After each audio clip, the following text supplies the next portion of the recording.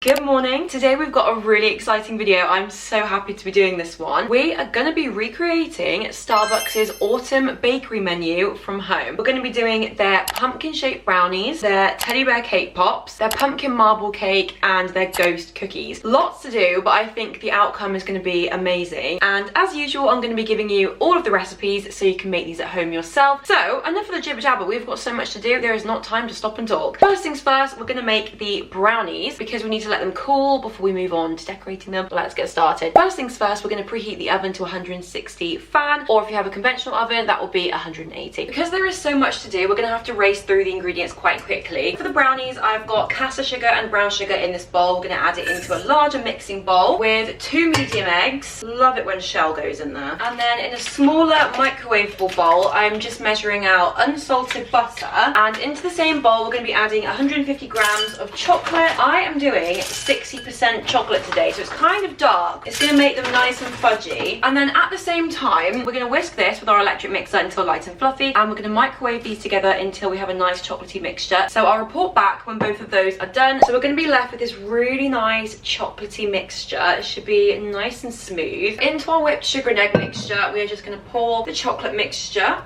nice and carefully, and then use a spatula to get out any residue. And then very carefully, we are just going to fold these together until it creates a marble effect. Just a couple of stirs. We don't want to go too overboard at this point. Then in this bowl, we've got flour and cocoa powder. So we're just going to add those to a mini sieve and sieve them into the batter. You can technically do this without sieving it, but it's just better to make sure that it's completely lump free. I have been victim to this in the past when I just couldn't be bothered, and I have actually ended up biting into lumps of cocoa powder, so it's not fun. Once again, we're just going to stir the mixture to form a brownie batter. This is not going to be a huge batter today because as we're doing 4 different bakes, I don't want to have like a huge quantity of each one. In this batter, we're not going to be adding any chocolate chips. If we're using a pumpkin shaped cookie cutter to cut up the brownie, it's going to cause problems if there's big lumps of chocolate that we can't break through. I've taken a medium sized, quite flat rectangular tin. As I said, because we're going to be cutting the brownies out, we don't want to do a really thick tin. We're just going to pour that into our tin as quickly as we can. I don't know if I'm being overly expectant of what I can achieve in one day. One time I think I made like 10 bakes in one day. I was extremely ill afterwards. We're just going to smooth that around with a spoon, making sure it's completely covering our tray. To start with, I'm just going to put it in the oven for about 15 minutes just because we don't want to overcook these. We're already on to the next one, which is our bear cake pops. So what we need to do is make the sponge, bake it, put it back into a mixing bowl with some sort of like buttercream or spread, form a dough, make it into little balls, and then put them in the freezer to cool down before we dip them in the chocolate. For the cake sponge, we've got caster sugar, 115 grams of margarine. You can use room temperature butter, but I just find margarine a lot better for cakes. And then we're going to do a teaspoon of vanilla extract. This is my own homemade vanilla extract. Pretty cool. And then we're going to get a paddle attachment for our mixer, and we are basically just going to mix this for about 3 to 4 minutes until it's lightened in colour and is fluffy, because that's going to make our sponge really nice and airy. When you're letting it mix together, you also just want to take it out and just scrape down the sides, maybe like once or twice, just to make sure that all the ingredients are evenly being mixed. So now we're going to add in 2 eggs, medium eggs if possible, and mix it again. It's going to look a bit curdled at this stage, but don't worry because adding the flour will completely fix that. Okay, then finally we're going to add in 150 grams of self-raising flour. When you're mixing your cake batter, you just want to make sure you either do it on a really low speed or you just do it by hand with a spatula or wooden spoon, just because you don't want to over mix the mixture and it become tough, and that's another way it can actually become dense. I have just lined an 8-inch cake tin with some parchment paper. We are just going to scoop that into our tin. Honestly, spatulas as a baker are like essential. If you haven't got a collection of spatulas, I would highly recommend. And we're just going to spread that all around, making sure it's evenly covering the tin and is as flat as possible. We're now just going to add this cake into the oven, again at 160 degrees for about 15 to 25 minutes. To be confirmed once it's baking. I usually just put it in for like 15 minutes and I'll start checking it every 5 minutes to make sure it's baked. So I'm going to go do that now and we can move on to the next one. Already on number 3. The brownie is done. It took 20 minutes, which is great. So it's nice and flat, which is exactly what we want. Ideally, what we need to do is get that as cold as we can before putting it in the freezer to firm up. So hopefully that cools down quickly. We're now going to move on to making the pumpkin loaf cake batter, which is going to be very similar to making the cake sponge. So I won't go into too much detail about how we're making the sponge. The starting point is just going to be the same. margarine, sugar, eggs, flour, and then I'll come back once we've got it to that point. Because we're making the pumpkin marble cake, half of it needs to stay vanilla and half of it needs to be pumpkin flavour. I've just got 2 bowls and I'm just going to weigh it out evenly between them. Also, you'll be intrigued to know, but my other cake in the oven right now is not going so well for the cake pops. What I really should have done is put the cake batter into 2 tins. So I've written that on the recipe for you guys to do. Don't put it all in one tin because it's kind of like a mushroom top right now. Luckily, it doesn't matter so much because it's all just going to go straight into a bowl to be mixed up. Also, with cake pops, you kind of want to make sure they're like slightly overcooked, just literally a small bit. Otherwise, they can become a bit like oily. Anyway, we've got 2 bowls of cake. I have got my pumpkin puree that I got from Amazon because they don't really sell it here in the UK. Pumpkin isn't really like a big thing here to eat. Like, we do eat it, but it's more sort of like pumpkin carving, going to the pumpkin patch. I'm just going to be adding a couple of teaspoons of pumpkin puree to one of the bowls. Let's start with 50 grams, I think. I'm just going to add a sprinkling of cinnamon just to really give it like pumpkin spice flavour. And then we're just going to mix that pumpkin in. I want it to be a drastically different colour to this one, just to make sure we've got that nice marble effect. Yeah, so like that doesn't look much different. And I'm just going to add a tiny drop of orange food colouring. So we've got our orange cake batter, and I thought I'd also just show you the other cake, which looks very bad, not gonna lie. This is what it looks like. It's slightly...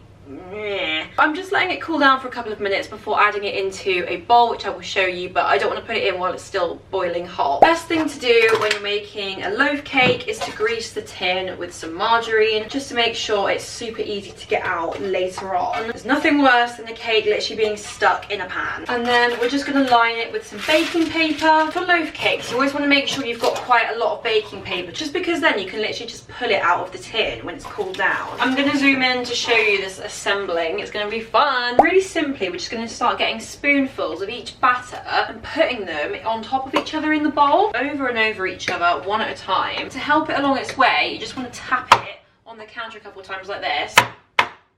It's going to help it spread outwards, and you basically just keep doing that until you've used up all of the batter. Give it a bit of a jiggle to the left and the right as well. Probably waking my boyfriend up. He's been on night shifts. He's probably like, what is all that noise? Okay, we've got our marble pumpkin cake batter. It's looking really good. I'm just going to put this in the oven now at 150 degrees fan. I'm going to put it in for 35 minutes initially, but it can take between 35 to like 50. Try and bake it if you can in the middle of the oven. Like, get your rack in the middle rather than too high up, because then it can burn. We want to have like even baking conditions for it, so it's as best as we can make it. Now let's deal with this cake. I don't know what I'm doing. It doesn't have to be perfect, because as I said, we're literally just going to be crushing it all up. As long as it's baked, that's all that matters. I'm just going to start spooning the cake in. I am not going to mix this right now. I think I'm just going to put it in the fridge for like 15 minutes just to cool it down slightly. And I haven't really got a good track record of making cake pops. I feel like something always goes wrong. So I'm going to try out a few different things today and maybe have a bit of lunch while I wait. So I'll come back in a couple of minutes. Also, I've had my brownie in the conservatory cooling down, so it's basically almost room temperature now. So I'm going to pop this in the freezer for about half an hour and hope it firms up enough that we can move on to decorating it. It's going to plan. It's going to plan. Let's do it. We've got our cooled cake, so I'm going to put that there. The next thing we need to do is turn it into cake pop consistency. The way that we do that is by adding something in to almost like weld it together. One of the most popular things you can use is buttercream. You could also use cream cheese. I'm going to be using a white chocolate spread today, just because I want that white chocolate flavour throughout. I don't fancy using cream cheese because that can affect the flavour, make it a bit tangy. So I'm just going to add like a tiny teaspoon at once. Put it in my mixer, use my paddle attachment, and just let it mix away until hopefully it forms a dough. I feel like it slightly went wrong again. I just think I'm defeated by cake pops. But either way, we've got the mixture. So what we're going to do is we're going to basically just mould it into evenly sized balls. I just can't get them right, honestly. They're either too wet or too dry. So we've got a little ball here. I'm just going to pop it on my tray. I actually had to add some cream cheese in the end because the spread I was using just wasn't working. Lesson to oneself: don't add spread or anything like that. Just only add either cream cheese or buttercream. But as long as these ones aren't oily and greasy once they've got the chocolate on, I'll be happy. Because last time I made cake pops, they started cracking. Oil started oozing out of them, which I'm worried is going to happen again. Time will tell. So the cake pops are all ready. So what we're going to do is we're going to put some ears on either side by using Smarties. So I'm just going to like press them sort of half inwards to make like a little ears. It doesn't really matter what colour they are because obviously we're going to cover it it with chocolate. Then we can move on to our final bake, which are the ghost cookies. The pumpkin loaf cake is just in the oven. It's basically ready to come out. And then once I've got all of the Smarties onto here, I'm just going to pop these in the freezer for about half an hour, just so that they've got time to firm up. This is what our pumpkin loaf cake looks like. I just need to let this cool down before we can add the icing. I'm going to go put this in the conservatory. But in the meantime, our brownies are now ready to slice and turn into pumpkins, which is super exciting. I'm going to let that just get to room temperature for a couple of minutes. So in the meantime, let's move on to making the ghost cookies. We need to just make a standard shortbread super quickly. And then all we need to do after that is make a cream cheese buttercream for the loaf cake.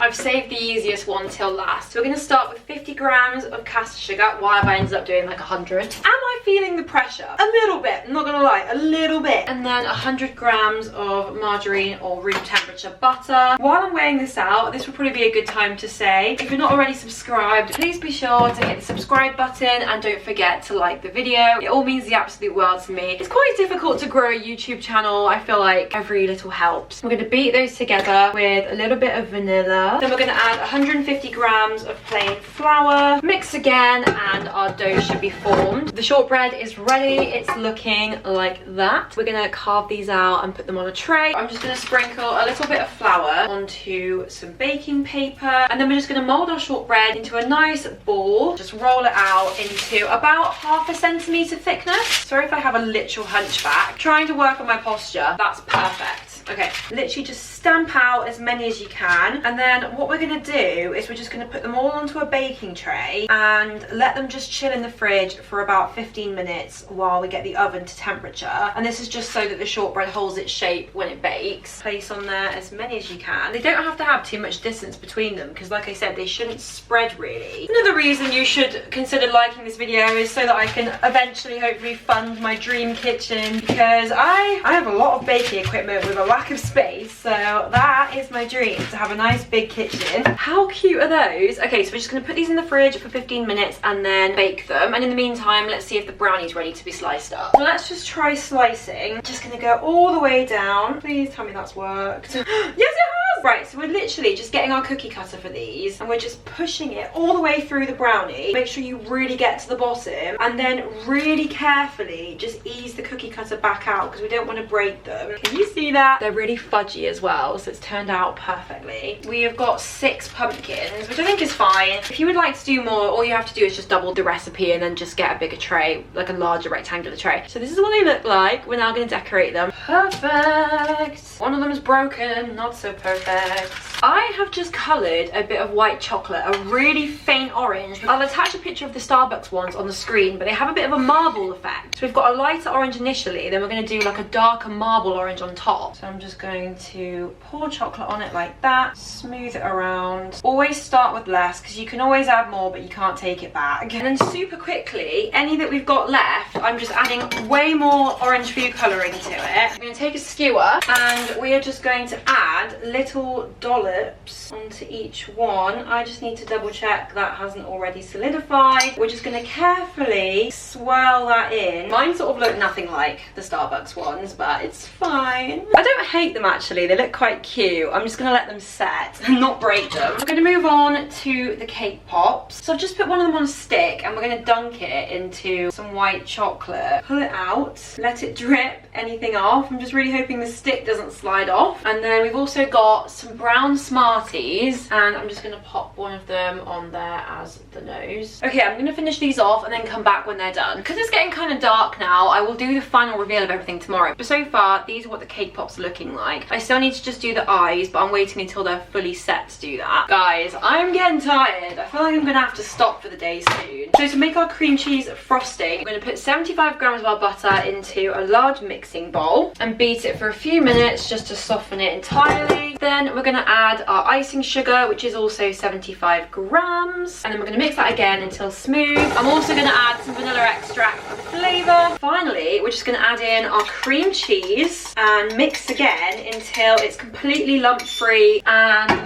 nice and smooth. And then we can start decorating our loaf cake. I'm just going to add a little bit onto the top. I'm going to take my palette knife and just smooth that around. Fun fact, this is my first time ever making cream cheese buttercream. Let me just try a bit. It's It's quite nice actually. I'm not really sure what I was expecting. I thought it might actually be like savoury tasting, I don't know. The final thing that we need to do is just drizzle on some decorations. It looks like the one in the picture is using caramel sauce, but I'm going to go for Biscoff for two reasons. One, I haven't got any caramel sauce, and two, I think the Biscoff flavour will complement all of our pumpkin spice flavours nicely, just in a sort of like random pattern. And then finally, I'm just going to decorate it with some pumpkin sprinkles. Their one does decorate it with like pumpkin seeds, but I haven't got any of those. Oh, this looks so nice. This is what we are working with, if you can kind of see. I will slice it up tomorrow. That does complete the baking for today. Tomorrow we're gonna ice these when it's not so dark outside, because it's like tipping it down with rain now, and we will come back for the grand reveal of all the bakes. Super exciting. So I will see you tomorrow. Good morning, people. We are back for day 2. What we need to do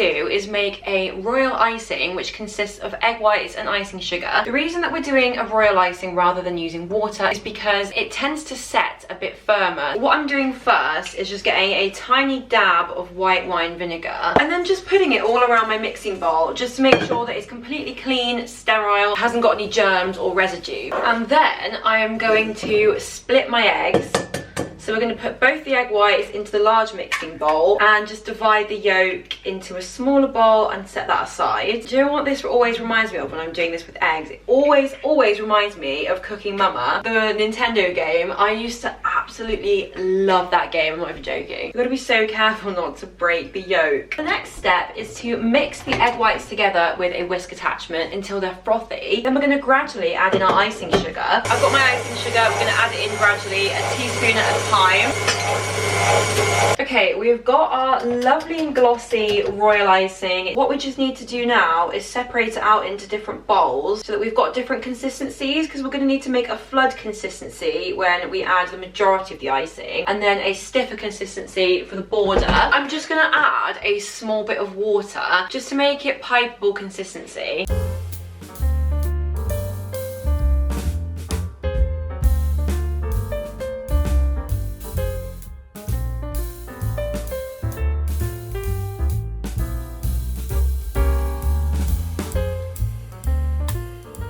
What we're going to have to do now is let them completely dry before we move on to the next step, which is doing a little pumpkin. I don't really know how long they're going to take to dry. I'll keep checking on them every like 10 minutes, but the main important thing is they are completely dry when we do the next bit. Otherwise the orange bit for the pumpkin will like melt into the background and it won't look very good. I've just got a really small bit of the thick icing and put some orange food colouring into it, and we're going to just do the little pumpkins now. So I'm going to start off with a thicker bit for the outside and then just fill it in with the flood consistency one. So let's do it, and then after that we'll just do some eyes and some little hands, and then they're ready. I'm so glad that these are nearly done. I'm so tired.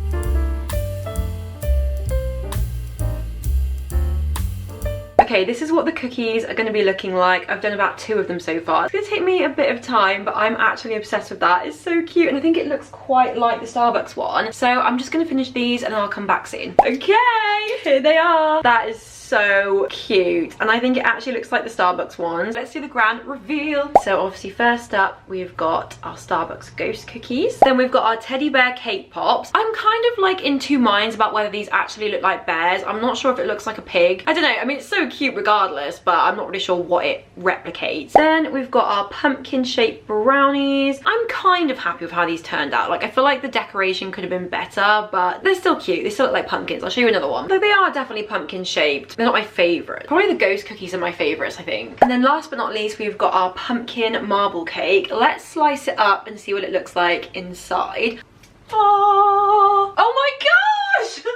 Oh my gosh, guys, that actually looks so good. I'm obsessed with how this has turned out. It's turned out so much better than I thought it would. You can really see the pumpkin colour and it smells so autumnal. I'm so happy with this. It's like a coffee shop charcuterie board. Is that how you say it? Charcuterie board. I never know how to say that. So there we have it. We've recreated Starbucks' autumnal bakery menu. I'm so happy with how these turned out. And it's probably ended up costing me less money to make a huge batch of all of these than to buy like 3 or 4 pastries from there. Do you know what I mean? Like, it just shows you really can do a lot from home sometimes if you put the time in, because it took a while. But either way, I hope you guys have enjoyed coming along with me to make these bakes. Don't forget, the full recipes can be found in the video description. Please also do let me know in the comments if there's any other videos you would like me to make. Don't forget to hit the like button, the hype button, and subscribe to my channel, and I will see you next week for a new video.